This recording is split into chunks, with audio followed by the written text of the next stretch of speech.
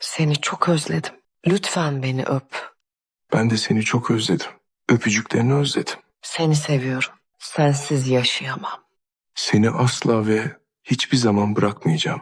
Gerginliğe, sürekli çatışmalara ve dış baskılara rağmen Cihan ve Alya birbirlerinden vazgeçmez ve ilişkilerine tutunmaya devam ederler. Her ikisi de duygularının gücünün farkındadır, ancak aynı zamanda kıskançlıktan da kurtulamazlar. Alya Cihan'ın onu seçtiğini anlar, ancak Meryem'in yanında olması yine de içsel bir rahatsızlığa neden olur. Cihan ise Alya'nın duygularına güvenir, ancak yanında başka bir adamın belirmesi fikrini sakin bir şekilde kabul edemez. Akşam Cihan Alya'nın yanına geldiğinde, aralarında samimi bir konuşma gerçekleşir ve biriken duygular nihayet ortaya çıkar. Gerginlik yavaş yavaş yakınlığa dönüşür ve Cihan aralarındaki mesafeyi kendisi kısaltır. Hareketleri dürtüsel ama samimi hale gelir ve Alya onu itmez. Son zamanlarda kurdukları duygusal bariyer ortadan kalkar ve tekrar hissetmeye çalıştıkları duyguları hissetmelerine izin verirler. Sonuç olarak bu buluşma, birbirleriyle savaşmayı bırakıp tekrar yakınlaştıkları ve geceyi birlikte geçirdikleri an olur. Sabah birlikte uyanırlar ve bu huzurlu an, son zamanlardaki olaylarla keskin bir tezat oluşturur. Alya için bu özellikle önemlidir, çünkü uzun zamandır bu yakınlığın eksikliğini hissetmiştir ve onu özlediğini içtenlikle itiraf eder.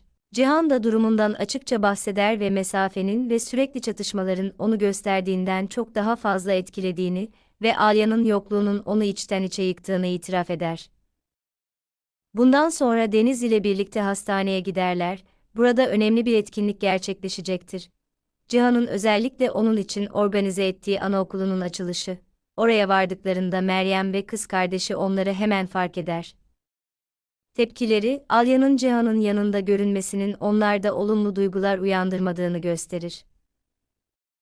Azalmış gibi görünen gerilim yeniden kendini gösterir, ancak şimdi durum farklıdır. Cihan ve Alya, tüm koşullara rağmen tek bir ekip gibi hareket etmektedirler. Kişisel olaylarla paralel olarak, Cihan aktif eylemlere geri döner ve Alya'nın oğlunun velayetiyle ilgili durumu değiştirmesine olanak sağlayacak kanıtlar bulmaya çalışır.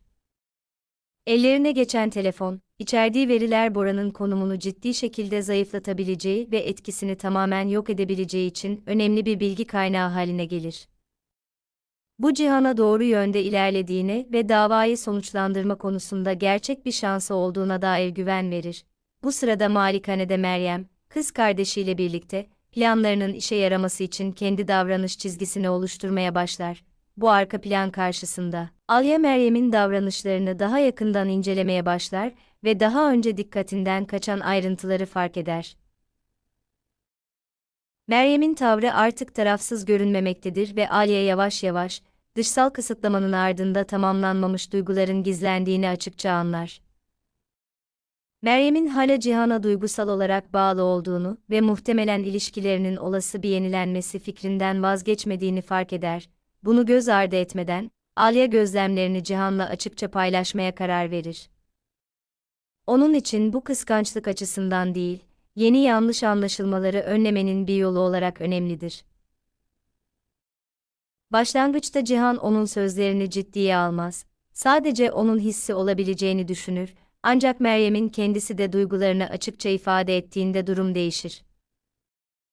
Bu anda Cihan Alya'nın durumu doğru değerlendirdiğini ve bunu görmezden gelmenin çok daha büyük sorunlara yol açabileceğini anlar. Bundan sonra doğrudan ve çift anlamlı olmayan bir şekilde hareket etmeye karar verir. Sınırları açıkça belirler, geçmişi bugünden ayırır ve Meryem ile olan bağının sadece geçmişinin bir parçası olarak kaldığını açıkça belirtir. Aynı zamanda seçimini açıkça tanımlar, duygularının ve geleceğinin sadece Alya ile bağlantılı olduğunu vurgular. Bu tutum yanılsamalara yer bırakmaz ve sonunda Meryem'in umut etme olasılığını tamamen ortadan kaldırır. Sonuç olarak durum daha da netleşir. Cihan seçimini eylemleriyle doğrular, Alya gerekli açıklığı elde eder ve ilişkilerini etkilemeye yönelik tüm dış girişimler yavaş yavaş etkisini kaybeder, çünkü aralarındaki bağ dış koşullardan daha güçlü çıkar. Bu olayların özünde, Cihan ve Alya arasındaki bağın, tüm çatışmalara rağmen, yok olmadığı. Aksine yeniden düşünme ve güçlenme aşamasından geçtiği yönünde net bir anlayış yavaş yavaş oluşur. Her ikisi de zayıflıklarıyla yüzleşirler, kıskançlık, güvensizlik, dürtüsellik, ancak bu duyguların onları nihayetinde ayırmasına izin vermezler. Aksine her bir gerginlik, birbirlerinin değerinin daha derinden farkına varmalarını sağlar ve yavaş yavaş duygusal tepkilerden daha olgun kararlara doğru ilerlerler. Önemli dönüm noktası, sorunlarından kaçış olarak değil, hala duygusal bir bağ sahip olduklarının teyidi olarak yeniden bağlantı kurabilmeleridir. Birlikte zaman geçirmek, çatışmanın ötesine geçmelerini ve sadece kırgınlıkları değil, sürekli mesafe nedeniyle neyi kaçırdıklarını da görmelerini sağlar. Bu tüm sorunları bir anda çözmez, ancak güveni yeniden inşa etmek için bir temel oluşturur. Buna paralel olarak, Cihan'ın eylemleri, yavaş yavaş sözlerden somut adımlara geçtiğini gösteriyor. Alya'nın oğlunun velayetini geri kazanmaya odaklanması, önceliklerinde bir değişime ve ona istikrar sağlama arzusuna işaret ediyor. Bu sadece dışsal bir sorunu çözmenin bir yolu değil. Aynı zamanda ortak gelecekleri için sorumluluk almaya hazır olduğunun da bir kanıtı haline geliyor. Bu arka plan karşısında Meryem'in tavrı yavaş yavaş gizliliğini kaybediyor ve daha açık hale geliyor.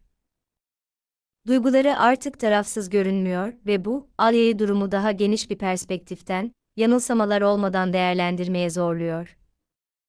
Aynı zamanda Alya'nın gözlemlerini sessiz tutmaması, aksine yeni çatışmaların birikmesini önlemesine olanak tanıyan açıklığı seçmesi önemlidir. Konumu daha bilinçli ve kendinden emin hale geliyor.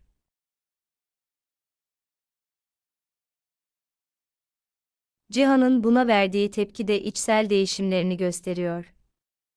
Artık zorlu konuşmalardan kaçınmıyor ve belirsizliğe yer bırakmıyor, geçmiş ve şimdiki zaman arasındaki sınırları net bir şekilde tanımlıyor. Seçimi açık ve net hale geliyor. Bu da sadece Alya için gerilimi azaltmakla kalmıyor, aynı zamanda Meryem'in daha fazla beklentiye girmesi için de bir neden bırakmıyor.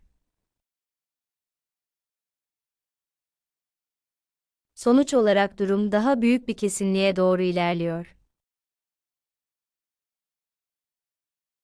Dış baskılara, müdahale girişimlerine ve iç çelişkilere rağmen, Cihan ve Alya ilişkileri için daha istikrarlı bir temel oluşturuyorlar.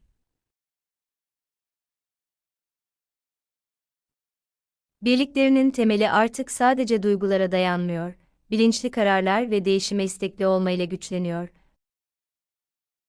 Bu da onları dış etkilere karşı daha az savunmasız hale getiriyor.